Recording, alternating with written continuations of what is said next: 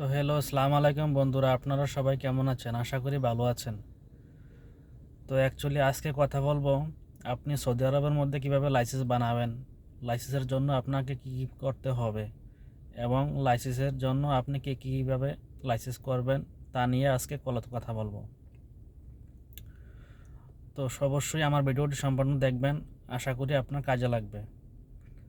আমি অন্যদের মতো ভিডিও বানাই না, আশা করি আপনাদের দেখে অনেক ভালো লাগবে। তো অবশ্যই আপনি ভিডিওটি দেখতে থাকুন।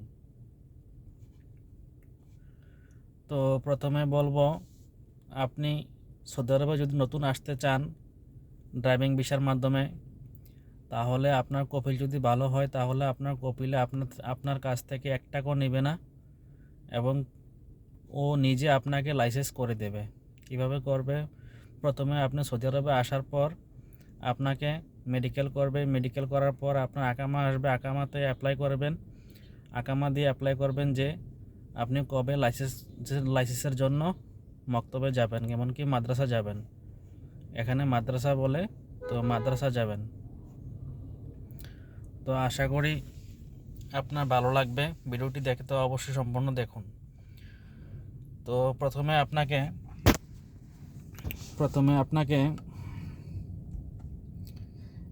আকামা দিয়ে বাইরে কোনো দোকান শপ থেকে আপনাকে অ্যাপ্লাই করতে হবে। যেমন যে আপনি কত তারিখ ডেট নেবেন, ডেট নিয়ে আপনি মনে করেন যে মাসের 2 তারিখ, 3 তারিখ বা 4 তারিখ যাবেন, গিয়ে আপনার লাইসেন্স অ্যাপ্লাই করবেন।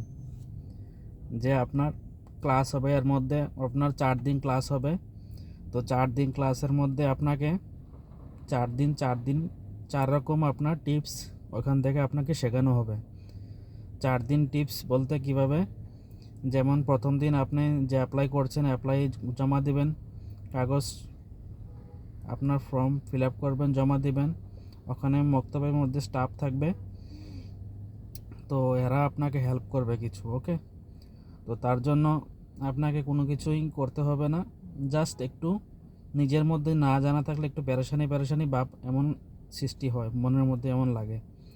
তো আশা করি আপনি অবশ্যই বুঝতে পারতেছেন যে আমি কী বলছি। যদি আপনার জানা থাকে, অভিজ্ঞতা থাকে, একটু ট্যালেন্ট থাকে, তো অবশ্যই আপনি নিজে করতে পারবেন ইনশাআল্লাহ।